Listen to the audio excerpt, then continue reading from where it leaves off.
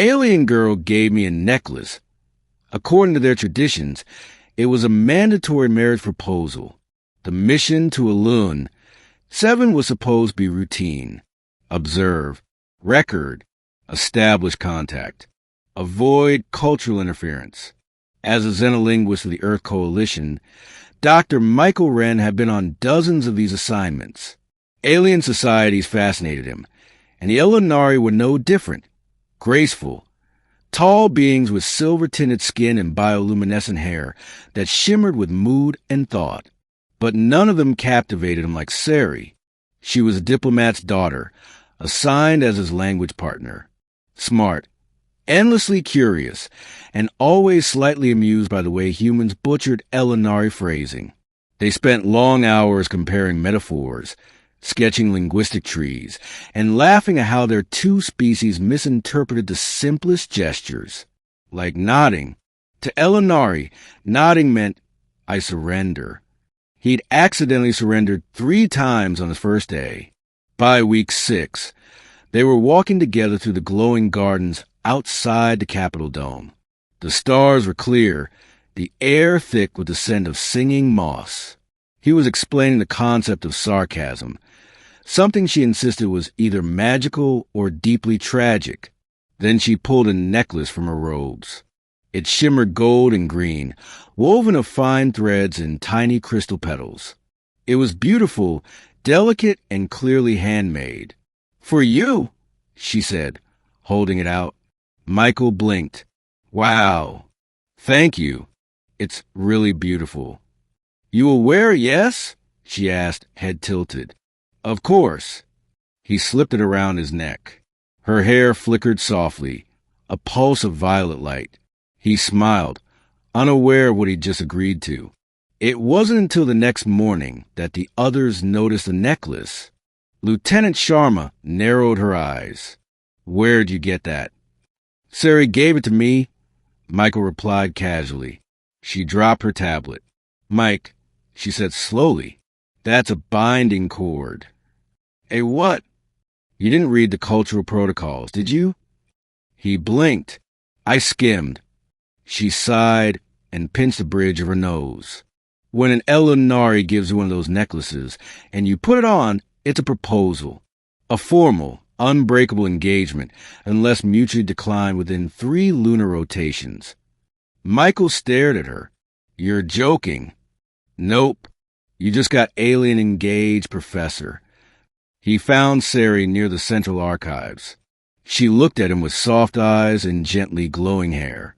"I need to talk to you," he said, his voice strained. She tilted her head. "Is the necklace not pleasing?" "No, it's beautiful. But, I didn't realize it meant that." Sari's expression shifted ever so slightly. "You accepted it," she said quietly. "I didn't know," he replied. "In my culture, gifts like that don't mean the same thing." Her glow dimmed. "You regret it?" Michael hesitated. That was the question. Did he? He tried to avoid her for the next 2 days. Every time he saw her across the corridors of the outpost, his heart twisted.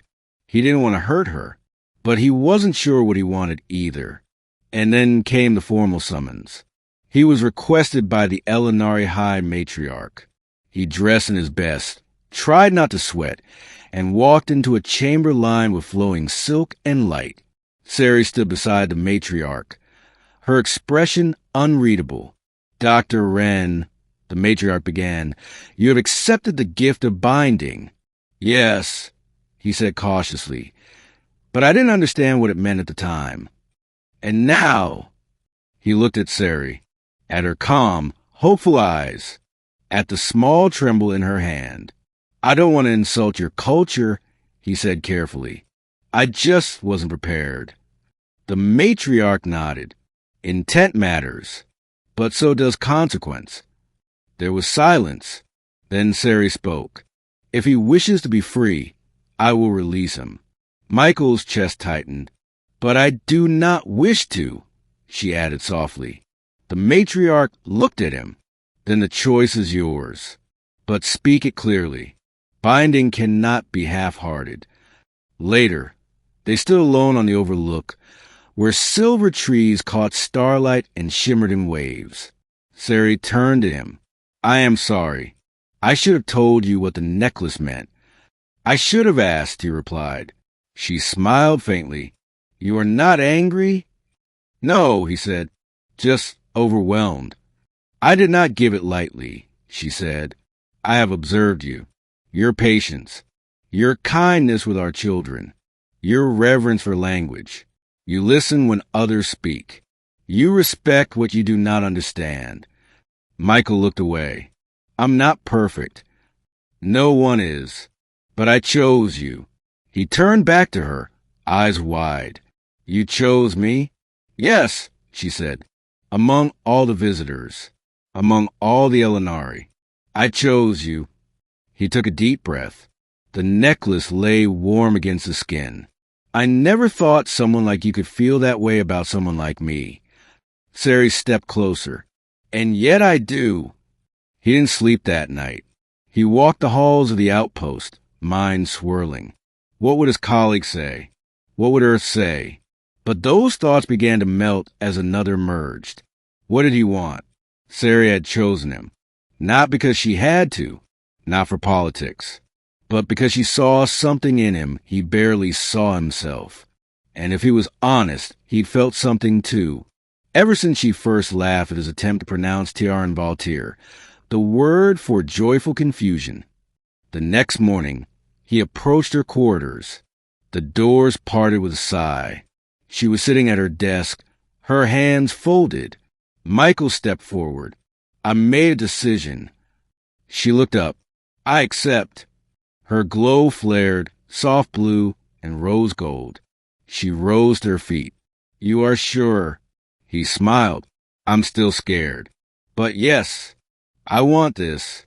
I want you. She stepped forward and pressed her forehead gently to his, a gesture he'd learned meant deepest connection among her people. I will honor you, Michael Wren, she whispered. And I'll do my best to be worthy, he replied. The bonding ceremony was small. Just a few representatives, a translator, and the matriarch. Michael wore formal Elunari robes.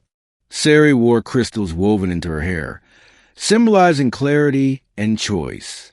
They stood beneath the twin moons as petals drifted on the air. When the matriarch asked if they both consented, Sari's voice rang like a chime. Michael's was hoarse but steady. They exchanged mirrored necklaces, hers resting against his heart, his over hers. Then the ceremony ended. But a new chapter had begun.